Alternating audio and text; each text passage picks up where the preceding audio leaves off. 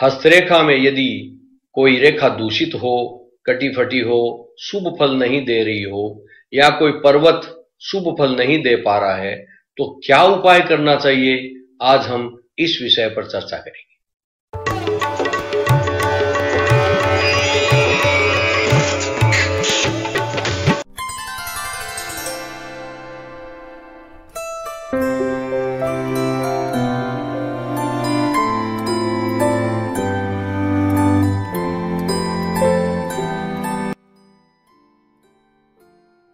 नमस्कार, astro park में आपका स्वागत है। आपकी सेवा में उपस्थित हूं महेश चंद्र पुरोहित, स्वामी आत्मविश्वास। प्रिय दर्शकों, आज हम चर्चा करने वाले हैं दूषित हस्तरेखाओं और पर्वतों के समाधान के विषय में। तो प्रारंभ करने से पहले एक रिक्वेस्ट, यदि आपने अभी तक चैनल को सब्सक्राइब नहीं किया है तो कृपया कर दें, जिससे आपको नए वीडियो की सूचना मिल सके। और इस वीडियो को पूरा देखें, जिससे आप इस वीडियो के बारे में जो तथ्य हैं उनको समझ सकें। आइए प्रारंभ करते हैं। मित्रों, कोई भी रेखा यदि दूषित हो, जीवन रेखा, हृदय रेखा, मस्तिष्क रेखा, जीवन रेखा, हृदय रेखा, मस्तिष्क रेखा, सूर्य रेखा, भाग्य रेखा, कोई रेखा दूषित हो, टूटी हुई हो, कटी फटी हो, शुभ फल नहीं दे पा रही हो, या कोई पर्वत शुभ फल नहीं दे पा रहा हो, इनका अशुभ फल हमें प्राप्त हो रहा हो, तो व्यक्ति को क्या करना चाहिए, कौन सा उपाय करना चाहिए जिससे इनका हमें शुभ फल प्राप्त हो सके, अशुभता में कमी आ सके। प्रिय दर्शकों, ध्यान प्रयोग, मेडिटेशन तो एक उपाय है ही है। तरह तरह की मेडिटेशन होते हैं जिनसे जो कमी हमें महसूस हो रही है, हमें अनुभव में आ रही है, उस कमी को हम दूर कर सकें। तो विभिन्न प्रकार की ध्यान क्रियाएं तो है ही है। जैसे विपश्यना ध्यान क्रिया जो है, विपश्यना के अंदर सांस को देखा जाता है, आती जाती सांस को देखना होता है, साक्षी बनकर उस सांस को समझना होता है। आ रही सांस को, जा रही सांस को केवल साक्षी भाव से देखना होता है। मन यदि सांस को देखने से भटक जाए तो तुरंत मन को वापस मोड़कर उस सांस की गति पर लाना होता है। यह सांस को देखने की प्रक्रिया काफी पुरानी है, विपश्यना उसको कहते हैं। आते जाते सांस पर ध्यान हो तो ध्यान कहीं भटकता नहीं है। इस प्रकार से प्रयत्न धीरे धीरे किया जाता है कि ध्यान केवल सांस पर ही रहे। व्यक्ति इस प्रकार का अभ्यास करता है तो तनाव मुक्त हो जाता है। कहीं भी किया जा सकता है, घर पे बैठकर किया जा सकता है, कहीं भी दुकान में, फैक्ट्री में, ऑफिस में, कहीं भी किया जा सकता है। फुर्सत के आपके पास क्षण हो तो इस प्रकार का प्रयोग किया जा सकता है। आंख बंद करके बैठ जाइए और धीरे धीरे अपनी सांसों पर ध्यान को लगाइए। सांस को देखें, सांस आ रही है, सांस जा रही है, सांस आ रही है, सांस जा रही है। निरंतर श्वास को देखें। ध्यान भटक जाए, पुनः मोड़कर श्वास पर ले आए। इस तरह शुरू में, प्रारंभ में 15 मिनट तो करें कम से कम। धीरे धीरे अभ्यास बढ़ता जाता है। इस प्रकार से ये जो क्रिया है ये निरंतर करते रहें, मानसिक शांति मिलती है, तनाव दूर होता है। कल्पनाएं जो आती रहती है बेमतलब की, उनसे राहत मिलती है। मान लीजिए किसी का चंद्र पर्वत पीड़ित हो, दूषित हो, तो व्यक्ति के मन में अनेक निराशावादी भाव आते हैं और निराशावादी कल्पनाएं होती है।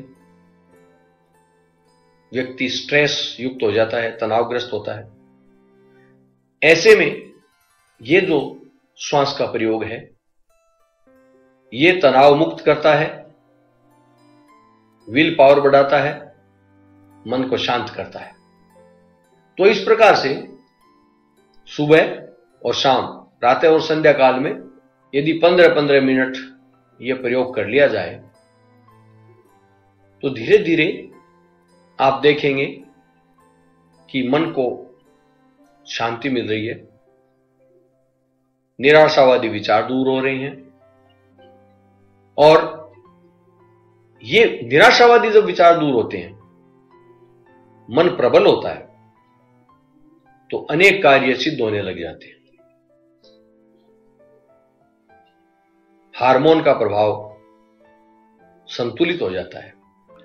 प्रिय दर्शकों, रेखाओं के दूषित होने से, पर्वतों के दूषित होने से अनेक प्रकार की समस्याएं उत्पन्न होती है। हम जो है इन समस्याओं पर विचार करेंगे। मुद्राएं होती है अनेक प्रकार की, उन मुद्राओं को करने से दूषित रेखाओं से जो उत्पन्न होने वाली समस्याएं हैं वो दूर होती है। वैसे तो मुद्राएं अनेक प्रकार की होती है। योग की मुद्राएं होती है, तांत्रिक मुद्राएं बहुत होती है। कभी इन पर विस्तार से चर्चा करेंगे। आज हम जो चर्चा कर रहे हैं वो चर्चा कर रहे हैं केवल पर्वत और रेखाओं के दूषित होने पर की जाने वाली मुद्राओं के विषय। मान लीजिए आपके बुध पर्वत पर बुध रेखा जो है वो दूषित है, टूटी फूटी है, या बुध पर्वत पीड़ित है, दूषित है, उससे संबंधित अच्छाइयां आपको नहीं मिल पा रही, तो इस दोष का निवारण कैसे करें? बुध से आपको पता ही है, बुध बुद्धि का, विद्या का कारक ग्रह है, व्यापार का कारक ग्रह है, और वात, पित्त, कफ इनका कारक ग्रह है। तो इनसे संबंधित जो हानि हमें प्राप्त होती है उनसे बचने के लिए एक मुद्रा है, बाएं हाथ की तर्जनी। इसको दाहिने हाथ की तर्जनी से मिलाएं, मध्यमा से मिलाएं। ये जो मुद्रा होती है, बाएं हाथ की तर्जनी को दाएं हाथ की तर्जनी और मध्यमा से मिलाएं। ये जो मुद्रा होती है, इस मुद्रा को 15 मिनट प्रातः और 15 मिनट सायं अभ्यास इसका करने से बुध से संबंधित दोष दूर हो जाते हैं। वाणी में दोष हो, मेमोरी संबंधी कोई प्रॉब्लम हो, व्यापार में कोई प्रॉब्लम आ रही हो, वात पित्त कफ संबंधी कोई प्रॉब्लम हो, यह सब दूर होती है, वायु विकार दूर होता है। तो ये 15-15 मिनट अभ्यास करें। एक और, मान लीजिए शनि पर्वत दूषित हो, पीड़ित हो, निर्बल हो, खराब चिन्ह युक्त हो, शनि रेखा या भाग्य रेखा कटी फटी दूषित हो, तो भाग्य संबंधी या शनि से संबंधित जो दोष हैं, जो दूषित होने से दो दोष हमें मिलते हैं, उन दोषों का निवारण कैसे करें? उन दोषों का निवारण करने के लिए एक मुद्रा, तर्जनी अंगुली, इसको मोड़े और यहां शुक्र पर लगा दें। तर्जनी अंगुली को शुक्र पर लगा दें, शुक्र पर्वत, और ये जो अंगूठा है इसको यहां तर्जनी के पीछे लगा दें। तर्जनी अंगुली को शुक्र पर्वत पर लगा दे, अंगूठे को तर्जनी के पीछे लगा, अंगुलियां सीधी रखें। इस तरह से जो मुद्रा बनती है, इस मुद्रा का 15-15 मिनट अभ्यास करें। इससे क्या होगा? भाग्य संबंधी समस्याएं दूर होगी। भाग्य हानि जो हो रही है वो समस्याएं दूर होगी, भाग्य संबंधी अच्छे फल प्राप्त होने लगेंगे। और कहीं भी जॉइंट में पेन हो, दर्द हो, कोई गठिया आदि की शिकायत हो, वायु संबंधी कोई रोग हो, ये जो रोग होते हैं दीर्घकालिक चलने वाले, इनसे मुक्ति मिलती है। तो इस अभ्यास को निरंतर करें। इस प्रकार से आपने देखा, बुध पर्वत संबंधी आपने देखा, शनि पर्वत संबंधी आपने देखा कि इन मुद्राओं का अभ्यास करने से किस प्रकार से समस्याएं दूर होती है। मान लीजिए आपका मंगल पर्वत दूषित हो, आक्रामक मंगल दूषित हो और आपकी जीवन शक्ति में कमी आ रही हो, तो क्या करें? ये जो कनिष्ठिका अंगुली है, सबसे छोटी वाली कनिष्ठिका, और ये जो अनामिका अंगुली है, ये कनिष्ठिका और अनामिका, इनको अंगूठे के साथ मिलाएं। मिला दी? कनिष्ठिका और अनामिका को अंगूठे के साथ मिलाएं। ये जो मुद्रा बनती है, ये मुद्रा, इससे कोई जीवन रेखा में कमी हो, जीवन रेखा टूटी फूटी हो, खराब चिन्ह युक्त हो, दोषपूर्ण हो, या बुध रेखा दोषपूर्ण हो, दोनों के दोष दूर इससे होते हैं। शुक्र पर्वत भी दोषपूर्ण हो, उसका दोष भी दूर होता है। आक्रामक मंगल का दोष भी दूर होता है। तो ये जो जीवन शक्ति वर्धक मुद्रा है, ये इसको करना चाहिए 15-15 मिनट सुबह शाम। एक और, ये जो तर्जनी है, इस तर्जनी को अंगूठे से मिलाएं। ये जो मुद्रा बनती है, ज्ञान मुद्रा, ये मुद्रा 15-15 मिनट आप करें। मस्तिष्क रेखा यदि दूषित है तो उसका दोष दूर हो जाए। मस्तिष्क रेखा का दोष दूर होता है। गुरु पर्वत यदि अविकसित हो या दोषपूर्ण हो तो इस मुद्रा से लाभ मिलता है। गुरु पर्वत की शुद्धता प्राप्त होती है। अब आपको पता है, गुरु पर्वत ज्ञान का ग्रह गुरु, सात्विकता का ग्रह गुरु, अच्छाइयों को ग्रह गुरु है, महत्वाकांक्षा, सफलता। तो ये दोष, इस पर्वत के दूषित और अविकसित होने वाले दोष दूर होकर के, जो अभी हमने चर्चा की,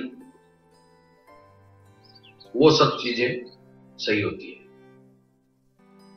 गुरु पर्वत की। यदि हृदय रेखा दोषपूर्ण हो, सूर्य पर्वत और चंद्र पर्वत दोषपूर्ण हो, अविकसित हो, तो वो क्या करें? तो आपको पता है, हृदय संबंधी रोग, ब्लड प्रेशर, डिप्रेशन, ये सब स्ट्रेस आदि होते हैं। तो हृदय रेखा दूषित हो, और ये पर्वत सूर्य का जो पर्वत है, ये अनामिका अंगुली के पास वाला, और चंद्र पर्वत जो है ये दूषित हो, पीड़ित हो, और हृदय रेखा दूषित हो, तो हृदय शक्तिवर्धक मुद्रा करनी चाहिए। हृदय शक्तिवर्धक मुद्रा, ये जो कनिष्ठिका अंगुली है, ये कनिष्ठिका अंगुली, इसको छोड़ दो और बाकी तीनों उंगलियों को अंगूठे से मिलाओ, ऐसे। तो ये जो मुद्रा बनती है, इस मुद्रा को प्रातः सायं 15-15 मिनट इसका अभ्यास करें। इसका अभ्यास करने से हृदय से संबंधित दोष दूर होते हैं, ब्लड से संबंधित दोष दूर होते हैं, डिप्रेशन आदि नहीं होता है। प्रिय दर्शकों, ध्यान, मेडिटेशन आदि प्रत्येक व्यक्ति कर नहीं सकता, करता नहीं है। करने वाले ध्यान का प्रयोग करते हैं। तो जो ध्यान आदि नहीं कर सकते उनके लिए ये मुद्राएं कारगर साबित हो जाए। इन मुद्राओं से भी लाभ प्राप्त होता है, तो कृपया आप अभ्यास करके देखें। अभ्यास से अवश्य लाभ प्राप्त होगा। आप अपनी हथेली में अशुभ रेखाओं और पर्वतों के दोष को दूर कर सकते हैं। आपको प्रयास करना होगा और थोड़े से प्रयास से धीरे धीरे आप देखेंगे इनसे मिलने वाले शुभ फल बढ़ गए हैं। इस प्रकार से इन मुद्राओं के विषय हमने चर्चा की। मुद्राएं बहुत प्रकार की होती है, कभी तांत्रिक मुद्राओं के बारे में चर्चा करेंगे। यहां इस प्रकरण में हम नहीं कर रहे हैं। इस प्रकरण में केवल हस्तरेखाओं के दोष के बारे में हमने चर्चा की है। तो वीडियो आपको अच्छा लगा हो तो लाइक शेयर अवश्य कर दें। चैनल को सब्सक्राइब नहीं किया तो कृपया कर दें। अपना ख्याल रखिए। आज इतना ही। नमस्कार।